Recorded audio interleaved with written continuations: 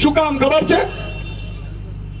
દીકરાવાળા જોવા આવ્યા દીકરીને, દીકરીવાળાને દીકરાવાળા ગઈમાં, દીકરાવાળાને દીકરી ગઈમાં, દીકરાના સંબંધીઓ ગઈમાં, દીકરા દીકરી ઉપર વાત કરવા ગયા ગાસી ઉપર. દીકરીએ પૂછ્યું કે તમે શું કરો છો? દીકરાને એટલે કીધું હું ભાજપમાં છું. શું કીધું? હું ભાજપમાં છું. દીકરી નીચે આવીને કીધું કે મારે સગાઈ કરવી નથી. આ સાચું દાખલું છે ભાઈ, છાપામાં આવેલું છે. આપણે પેલાની જેમ ફેંકવું નથી. હા, ભાઈઓ બહેનો કરી કૂચ મારી દે. હમણાં બિહારની બહેનોને અત્યારે રડે છે. આજે બિહારની બહેનોને 75 લાખ બહેનોને 10,000 રૂપિયા ખાતામાં નાખ્યું હતું અરવિંદ કેજરીવાલજીના એના ડરથી કે ભાઈ આવું કરવા જેવું છે. મહિને આજે જ સમાચાર આવ્યા કે ચૂંટણી જીતી ગયા રાજા બાબુઓ અને પેલી યોજના બંધ કરી દીધી.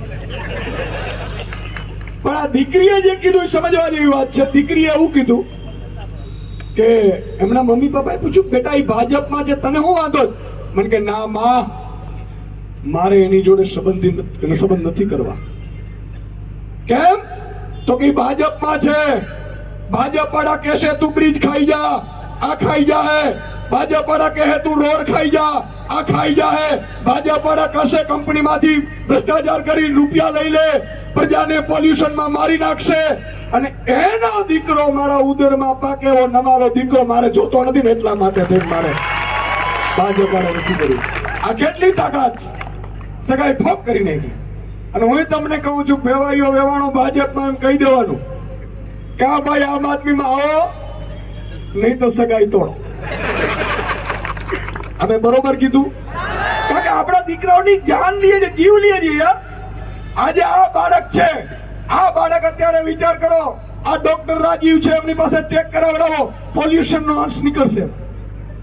થાય કે ન થાય? સાહેબ, સંતાનો નથી થતા, દીકરા દીકરીઓ નથી થતા. કપલ ને વાપીમાં રહેનાર ને આ તો નોકરીઓ તમે આજુબાજુ રહો છો ને, તમને લાખ લાખ અભિનંદન.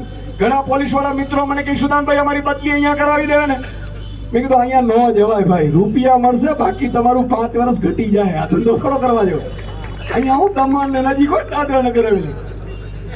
તો હું એમ કહું છું કે આજે આપણે સંકલ્પ લેવાનો છે કે આમ આદમી પાર્ટી માટે આજે તમે વિચાર કરો. આવો તમે આવો.